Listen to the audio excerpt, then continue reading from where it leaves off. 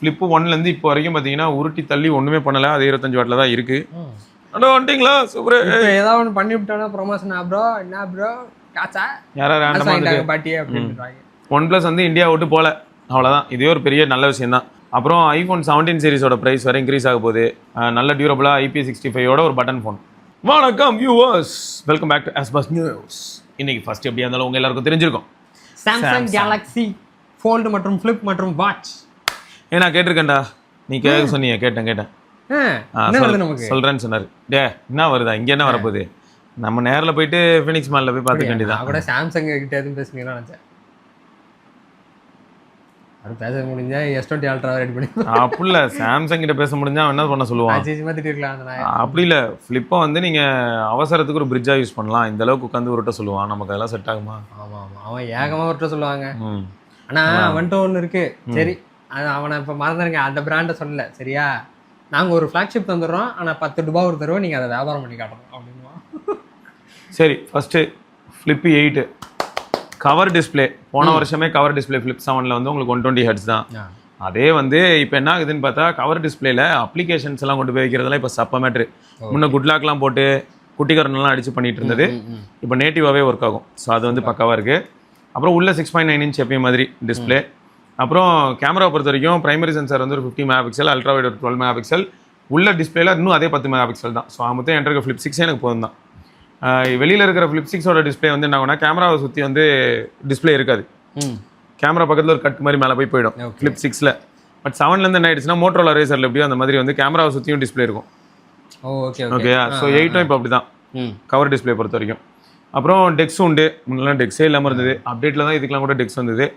So அது ஒரு பக்கம். இதுக்கு டெக்ஸ் இருக்கும். 60 FPS 4K வீடியோ, அதான் மேக்ஸ் டு மேக்ஸ் காமன். ஆனால் உனக்கு ஃபோல்டு நீ எது போனாலுமே என்ன ஆகுனா, அங்கே வந்து 8K 30 FPS இருக்கும். பெத்த கையில் வந்து பெரிய. ஆனால் இல்லை ட்விஸ்ட் என்னன்னா, ஸ்னாப்ட்ராகன் 8 Elite Gen 5 வந்து உங்களுக்கு ஆக்டோகோர் ப்ராசஸர், எக்ஸினாஸ் 2600 வந்து டெக்கா கோர் ப்ராசஸர்.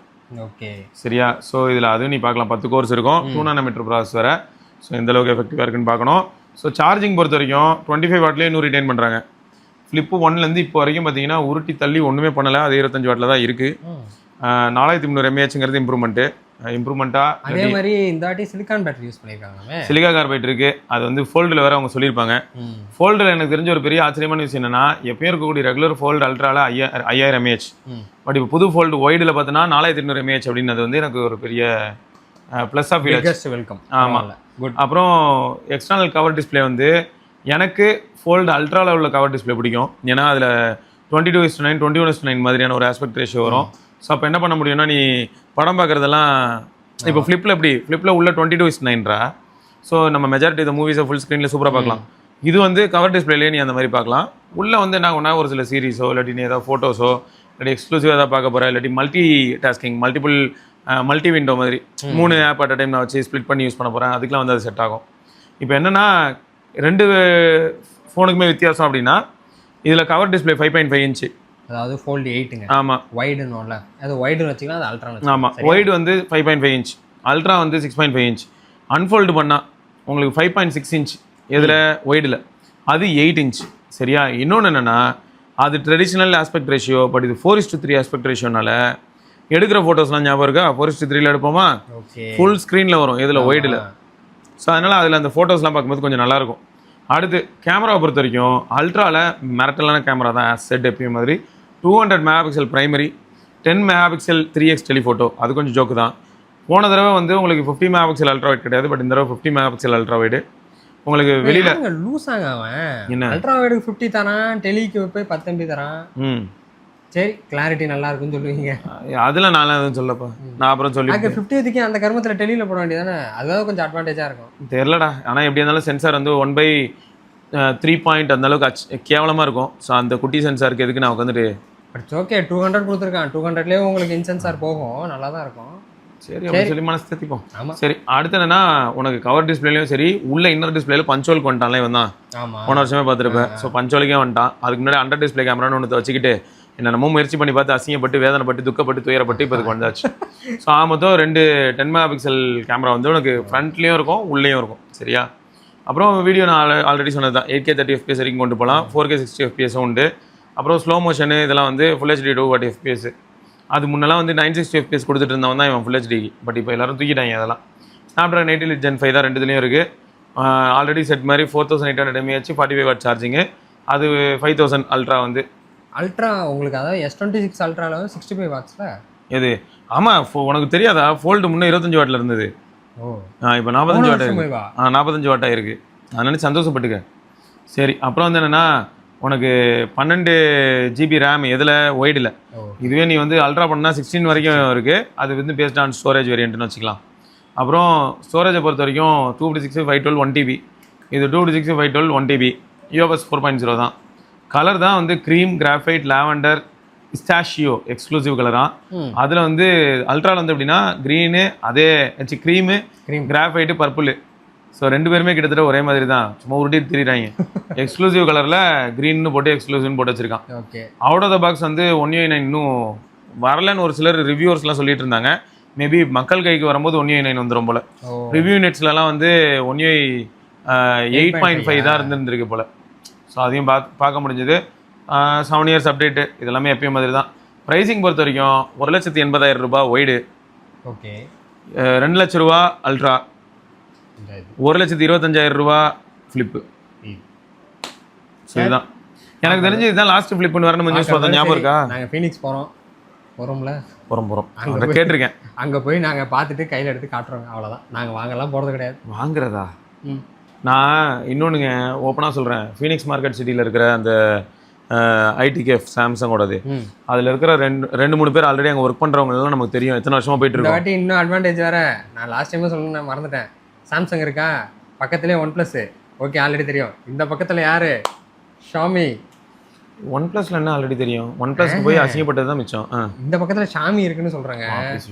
போனால் பார்க்கலாம். ஆல்ரெடி நம்மக்கிட்ட 2 ஃபோனும் இருக்குது, வேறு விஷயம். முன்னே ஷாமி மேலே இருந்தது. இப்போ வந்து சாம்சங் பக்கத்துலேயே இப்போ புதுசாக வச்சுக்கிட்டு இருக்காங்க. நான் நீ போனப்போ பார்த்தேன். சரி, ஆனால் எனக்கு என்ன தெரியுமா, இடையில சில சமயங்களில் வந்து அவங்க நல்ல ஆஃபர்லாம் இருக்குது, வந்து பார்க்குறீங்களா ப்ரோ அப்படின்னு சொல்லுவாங்க. எனக்கு சாம்சங்கில் எனக்கு ஆனால் எப்படி இருக்கும் தெரியுமா, நம்ம ஊர் அப்படி கெட்டு கிடக்குல. ஏன் ப்ரோ நான் இப்போ வந்தேன்னா ப்ரொமோஷன் நினச்சிருவாங்க ப்ரோ, நான் வேணாம் அப்படின்னு சொல்லிடுவேன். அவங்க வந்து நம்ம வந்தோன்னா அதை கவர் பண்ணுவோம்னு நினச்சி சொல்கிறாங்க. ஆனால் எனக்கு எப்படி இருக்கும்னா, ஐயோ ப்ரொமோஷன் சொல்லுவாங்க ப்ரோ வேணாம். ஒன்றுமே இல்லைங்க. அப்போ ஒன்ஸ் அப்பான டைம் 2 இயர்ஸ் பேக் போனோன்னா நமக்கு ஆடியன்ஸ் வந்து கம்மி. நான் எப்போ போயிட்டு இருந்தேன்னு உனக்கு தெரியாதா? 2021 போயிட்டு இருக்கேன். அப்போ பைக்லாம் கூட எல்லாமே டிராவல்லேருந்து வரும், வரும்.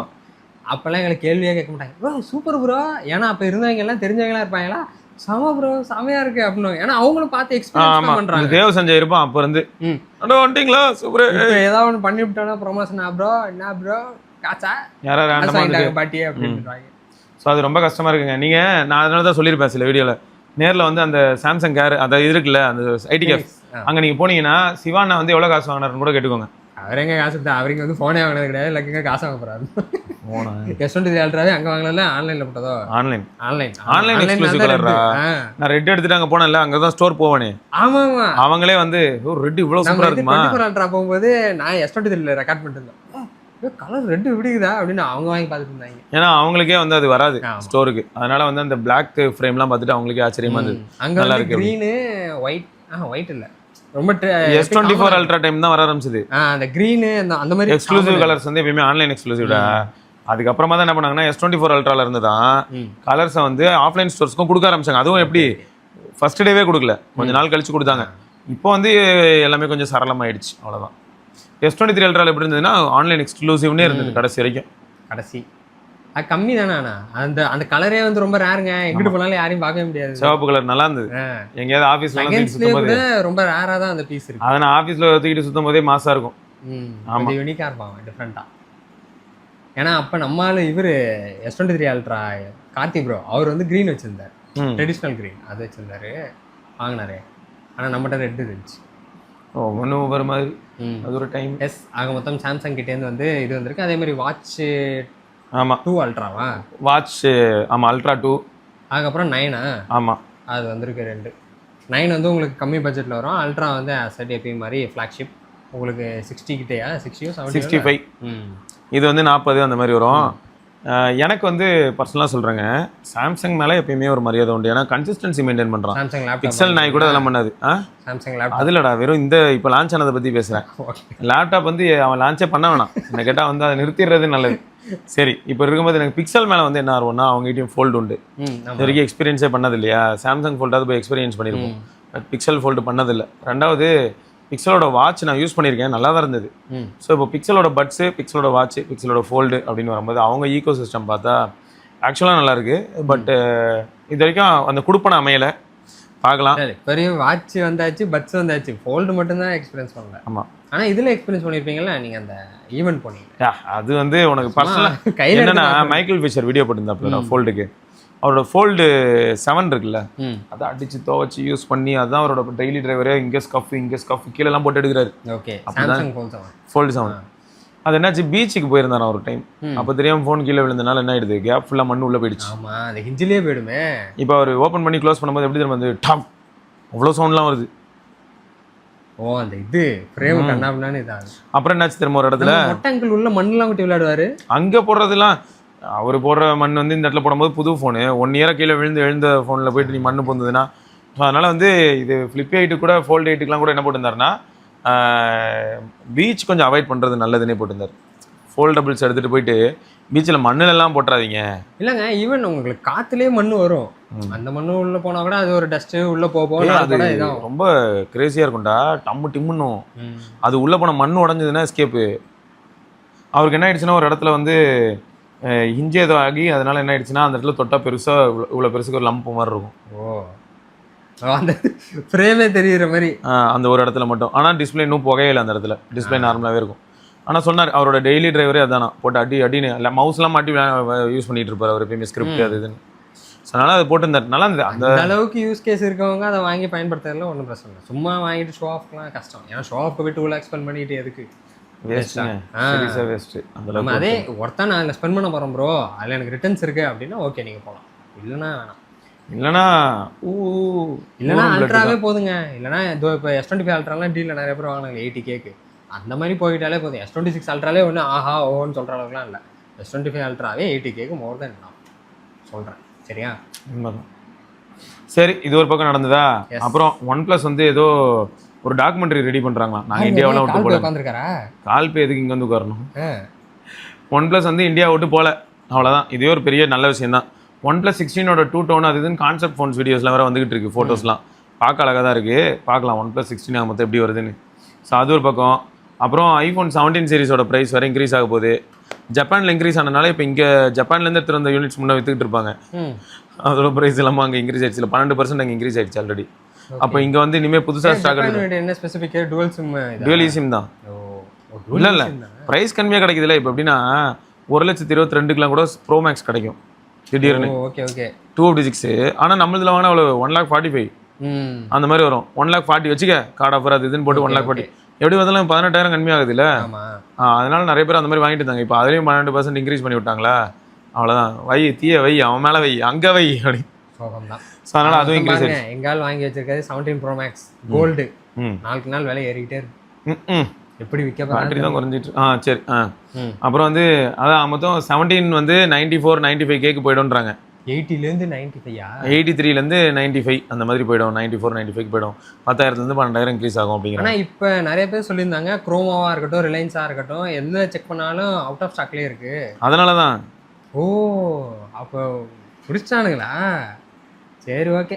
புது ப்ரைஸோட டப்பாலே ப்ரைஸ் மாறணும்ல. பயங்கர பிளான் தான் ஆப்பிள் அப்படியே. ஆனால் நிறைய பேர் வாங்கிட்டாங்க. பேனிக் நிறைய பேர் வாங்கிட்டாங்க ஐஃபோன். ஏகப்பட்ட பேனிக் பரமசி. நமக்கு இந்த 2026ஓட ஓவரால் ரெக்கார்ட் பார்க்கும்போது தெரியும் கவுண்டர் பாயிண்ட்ல. கண்டிப்பா நல்லா கொடி கட்டி மேலே பறந்து. நம்மளதுல லிஸ்ட் எடுத்து பார்த்தா S25 சீரிஸ் தான் அதிகமாக வாங்கியிருந்தாங்க. நம்மளதுல இந்த டீல்ல இந்த மாதம் ஸ்டார்டிங்ல லாஸ்ட் இதில் S25 சீரிஸ் தான் வளைச்சு வாங்கியிருந்தாங்க எல்லாரும். பரவாயில்ல, குட் குட் குட். சரி, இது ஒரு பக்கம்.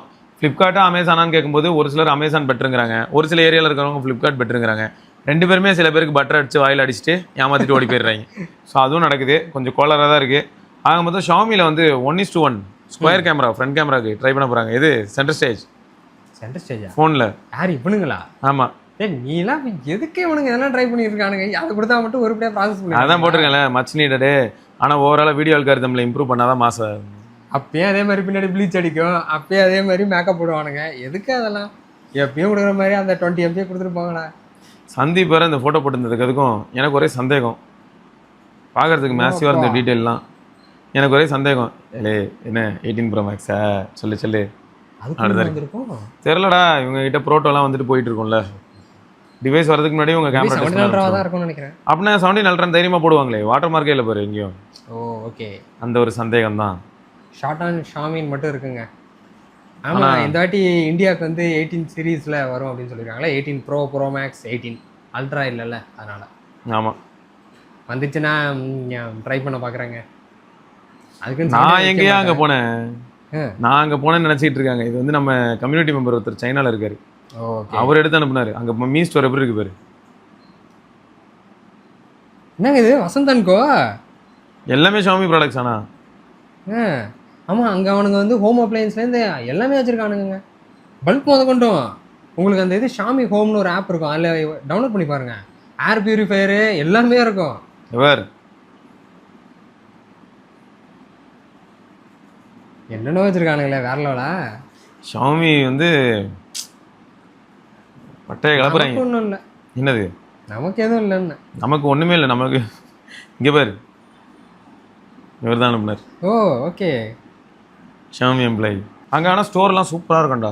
ம், அங்கே எப்படி இருக்கான் தெரியுமா, எப்படி நம்ம ஊரில் இப்போ ஆப்பிள் ஸ்டோர் போனால் இருக்குது அந்த மாதிரி ஒரு பில்டப்பாக, ஒரு மாசா கெத்தா லைட்டு அப்படி இந்த மாதிரி ப்ரீமியம். ஷாமி ஸ்டோர்னாலே வேற லெவலுங்க அவங்க. அப்படி நமக்கு அந்த மாதிரி இங்கேனா அந்த மாதிரி ஸ்டோர் எதுவும் இல்லை, எந்த ஸ்டோருமே இல்லை. ஈவன் ஆப்பிள் ஸ்டோருமே இங்கே அந்த மாதிரிலாம் இருக்காது.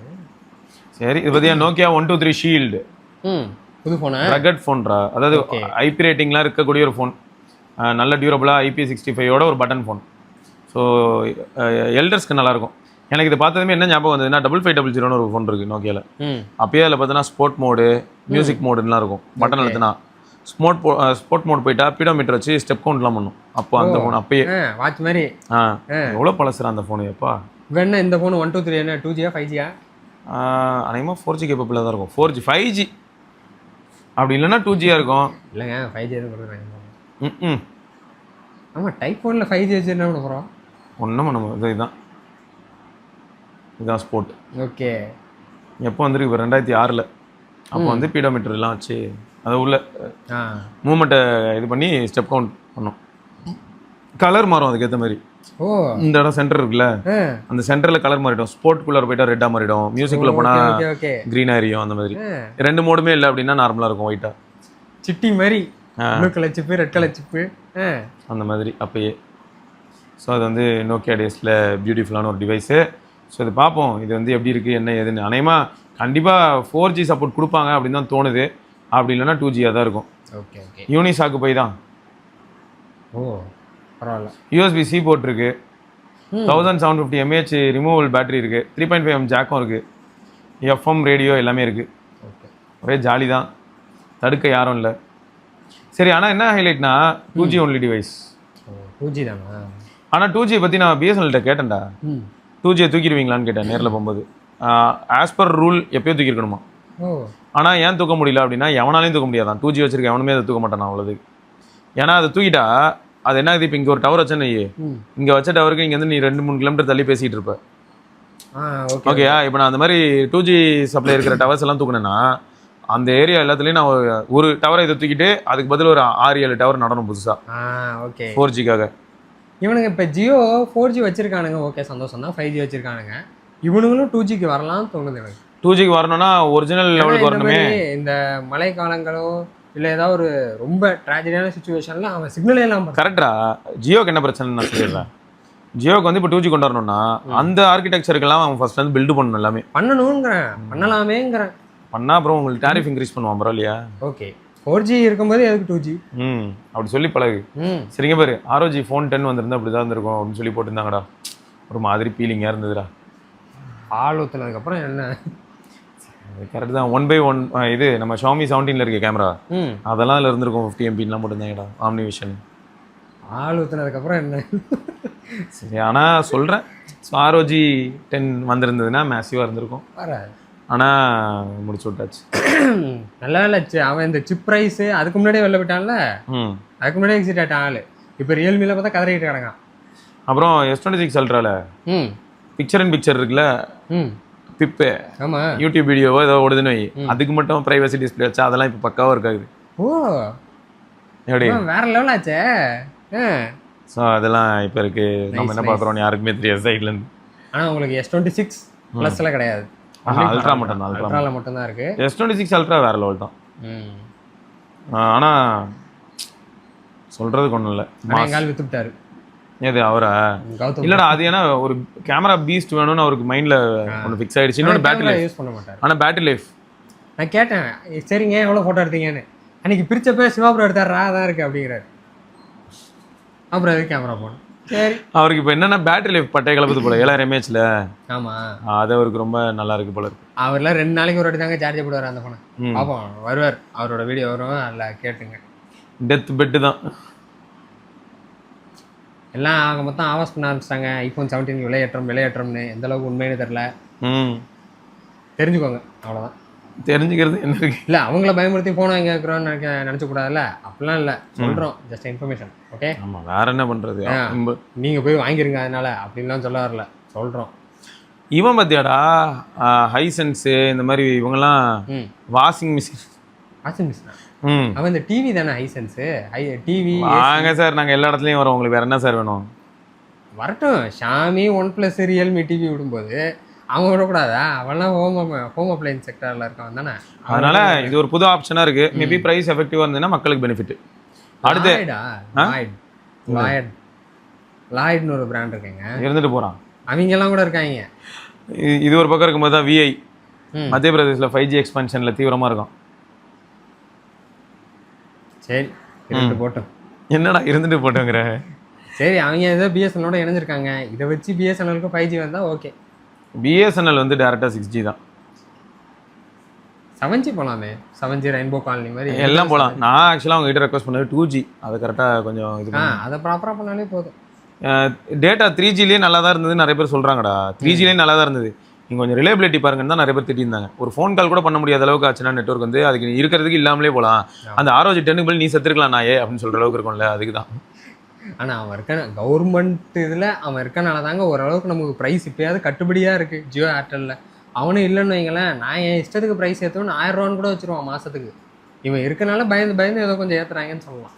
ஆண்ட்ராய்ட் 17 வந்து இப்போது என்ன பண்ணுறாங்கன்னா, அந்த டிவைஸ் பிட்வீன் டிவைஸ் இப்போ iOSக்கு மைக்ரேட் ஆனோம், இந்த மாதிரியான விஷயங்கள்ல இருந்து ஒரு சில பஞ்சங்கள் பிரச்சனைகள் இதெல்லாம் வந்து ஒரு தீர்வுக்கு கொண்டு வராங்க அப்படின்னு பார்த்தேன். நீ எவ்வளோ தீர்வு வேணால் கொண்டு வா, உனக்கு ஆண்ட்ராய்ட்லேருந்து வாட்ஸ்அப் ஐஃபோனுக்கு மாற்றுறதுக்கு நீ செத்து தான் போகணும். அது சாபம்.